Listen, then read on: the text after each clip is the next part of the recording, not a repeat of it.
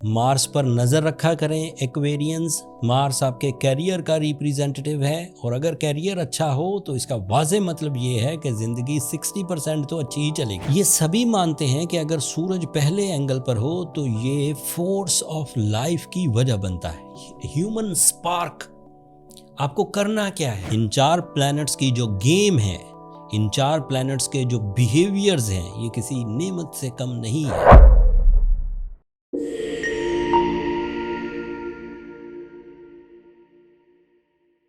अस्सलाम वालेकुम एक्वेरियंस, मैं हारिस अज़मी प्रोफेशनल एस्ट्रोलॉजर आपकी खिदमत में हाज़िर हूँ फरवरी के पहले हफ्ते की एस्ट्रोलॉजिकल रिसर्चेस के साथ।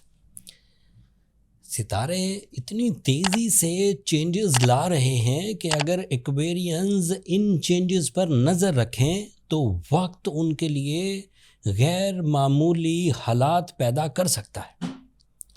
आपके लिए पहले ही पिछले हफ्तों से 3 प्लैनेट्स का एक ग्रुप आपके फर्स्ट एंगल पर काम कर रहा है। That means you are perfectly get the right fuel for your successes. मिसाल के तौर पर आपके लिए मार्स फर्स्ट एंगल पर है। मार्स पर नज़र रखा करें एक्वेरियंस। मार्स आपके कैरियर का रिप्रेजेंटेटिव है और अगर कैरियर अच्छा हो तो इसका वाज़े मतलब ये है कि ज़िंदगी 60% तो अच्छी ही चलेगी। ज़रूरतें तो पूरी होती रहेंगी, ख्वाहिशें पूरी होने का इंतज़ाम भी हो सकता है कि आपकी एक्स्ट्रा एफर्ट्स के साथ मार्स उस तरह की भी अपॉर्चुनिटीज़ आपको दे दे। अगर बंदे के पास एसेट्स हों, रिसोर्सेज हों, सुबह उठकर उसको कुछ करने के लिए मौजूद हो, ये भी एक ब्लेसिंग है। मार्स आपके लिए इम्पॉर्टेंट प्लैनेट है। ये करियर को, मटेरियल एडवांटेजेस को, फाइनेंशियल फ्रीडम को, इन्वेस्टमेंट्स को, डुअल सोर्स ऑफ इनकम को, जॉब को, बिजनेस को रिप्रेजेंट करता है। And at the moment, by Western astrology, it is on your first angle. That means you are on your peak by your natural abilities.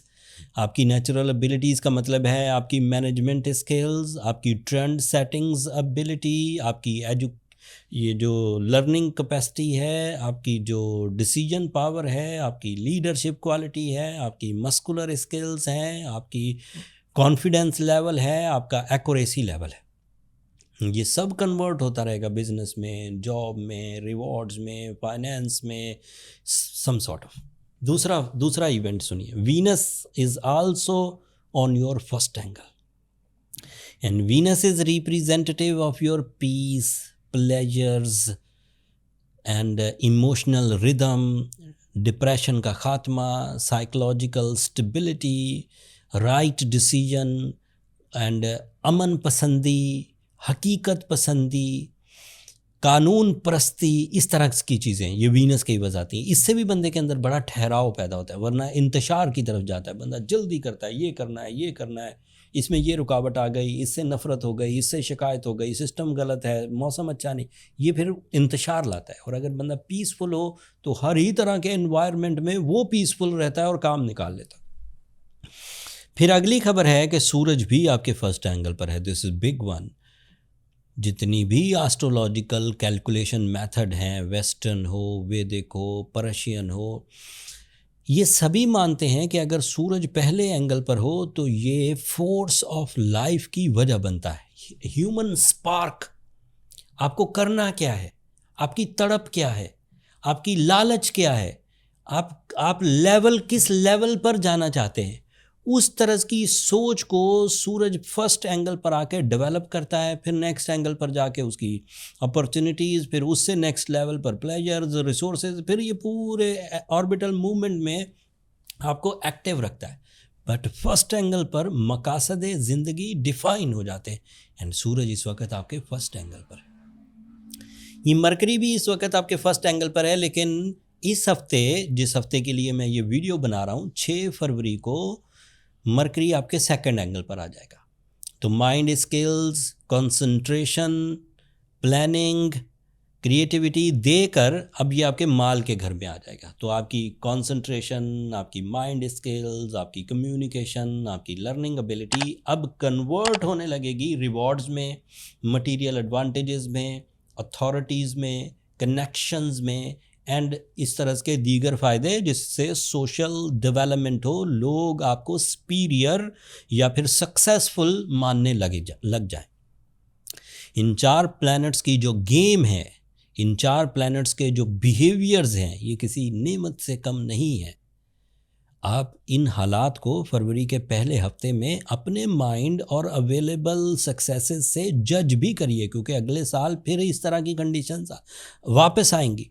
और जब आपको इन conditions के बारे में पहले ही पता हो कि क्या हो सकता है, तो फिर आप उसके लिए मेंटली प्रिपेयर होंगे। एक और खबर सुनिए, आपके लिए जुपिटर 6th एंगल पर रेट्रोग्रेड है और आपके लिए सैटर्न 2nd एंगल पर है। ये दोनों बुरी खबरें हैं।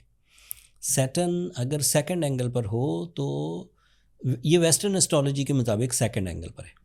वैदिक एस्ट्रोलॉजी के मुताबिक आई होप ये 1st एंगल पर है। उनकी कैलकुलेशन एक हाउस पीछे चलती है, वो मून राइजिंग से कैलकुलेट करते हैं and western astrology sun rising से कैलकुलेट करती है। तो सन के एतबार से ये आपके 2nd एंगल पर है। That means you are in साढ़सत्ती एंड साढ़सत्ती की 3-4 कॉम्प्लिकेशंस अमूमी तौर पर सामने आया करती हैं। या तो आप उन कॉम्प्लिकेशंस को रिपेल या काउंटर करने की कोशिश करें, या फिर कॉज ऑफ डैमेज जो सैटर्न है इसे ही आप बैलेंस कर दें। दोनों तरीक़ों से आप साढ़सत्ती के नेगेटिव इम्पैक्ट से बच सकते हैं। जो पहला नेगेटिव इम्पैक्ट है वो है delay of rewards and lack of rewards. जो दूसरा इम्पैक्ट है वो है psychological pressures and non decisive behaviour. जो तीसरा नेगेटिव इम्पैक्ट है वो है लो इमोशंस एंड कंप्लेंट्स या struggle in the relationships. And जो चौथी ट्रबल है वो है आपके यहाँ कुछ महीनों का बैड पैच प्रोड्यूस हो जाना, और उस बैड पैच की वजह से आपका स्पीड ऑफ सक्सेस लो हो जाना, आप पीछे रह जाएंगे। अगर सैटर्न बैलेंस कर दिया जाए या जिन जिन खराबियों का आपका सामना है उनको फेस करने के लिए आप रेडी हैं, तो फिर आप इन ट्रबल से बाहर निकल सकते हैं। In my opinion as professional astrologer, आपको इसकी जो रेमेडीज़ इंसानों ने दरियाफ्त की है इतने 100 सालों में, वो इख्तियार करनी चाहिए ताकि उस रेमेडी के सहारे से भी इसकी शिद्दत में कमी आ सके। There is 2 type of remedies. The first is by the Islamiyat, like Surah Shams 5 times in a day, any time from Fajr to Maghrib. And दूसरा है Blue Sapphire of 10 carats in right hand ring finger. In 2 combination से Saturn के negative impact बहुत हद तक balance हो जाते हैं। इन दिनों वैसे भी सूरह शम्स पढ़नी चाहिए। शौबान का महीना चल रहा है, इसके बाद रमज़ान आ जाएगा, सो ये इबादत के ही दिन है। इससे बंदे को इत्मीनान मिलेगा, ब्लेसिंग्स मिलेंगी और बहुत हद तक चीज़ें बैलेंस हो जाएंगी। फिर भी कुछ कमी रहे, आपके हालात संवर नहीं रहे, रिलेशनशिप क्राइसिस में जा रहे हैं, आपस के शकूक आपको तंग कर रहे हैं, तो फिर मेरा मशवरा है कि बर्थ चार्ट कैलकुलेशंस की तरफ जाइए। उसके लिए ये व्हाट्सएप नंबर नीचे चलते रहते हैं, आप इन पर रब्ता करके अपने लिए टाइम ले सकते हैं। वो फ्री फोरम नहीं है एक्वेरियंस। आप अगर अपने बर्थ चार्ट कैलकुलेशन की ख्वाहिश जाहिर करेंगे तो मेरा स्टाफ आपको गाइड कर देगा। ये हफ्तावार थी 7 दिनों की जो इन्फॉर्मेशन, उसमें एक चेंज थी, उस एक चेंज की डिटेल मैंने आपको दे दी। बट पिछले हफ्ते मैंने आपसे ये प्रॉमिस किया था कि हमारा जो दूसरा यूट्यूब चैनल है आस्क हारिस अज़मी के नाम से, उसका लिंक नीचे डिस्क्रिप्शन में आ रहा होगा, उस चैनल पर हमने 30 दिनों के यानी कि माहाना या मंथली टाइप पर वीडियोस बनाने का प्लान किया है। फरवरी के पहले ही दिन वीडियोस आपको मिल जाएंगी। उसमें अगले 30 दिनों में मरकरी कहाँ होगा, मार्स कहाँ होगा, सन कहाँ होगा, वीनस कहाँ होगा, क्या कर सकते हैं, क्या फैसिलिटीज़ दे सकते हैं, क्या, वो सारे 30 दिनों की रिपोर्ट में दे दूँगा। वो आपके लिए ज़्यादा सूदमंद साबित होगी, क्योंकि उससे आप 30 दिनों के रुझान को डील कर सकेंगे। उम्मीद है मेरी ये कोशिशें आपको पसंद आती होंगी। अगर इन कोशिशों से आपकी ज़िंदगी में कोई इतना सा भी फ़ायदा हो तो अपनी दुआओं में मुझे और मेरी टीम को याद रखिएगा एंड चैनल को भी सब्सक्राइब कर लीजिएगा। अगले हफ्ते तक के लिए इजाज़त दीजिए, दुआओं में याद रखिएगा। अल्लाह ने के बाद।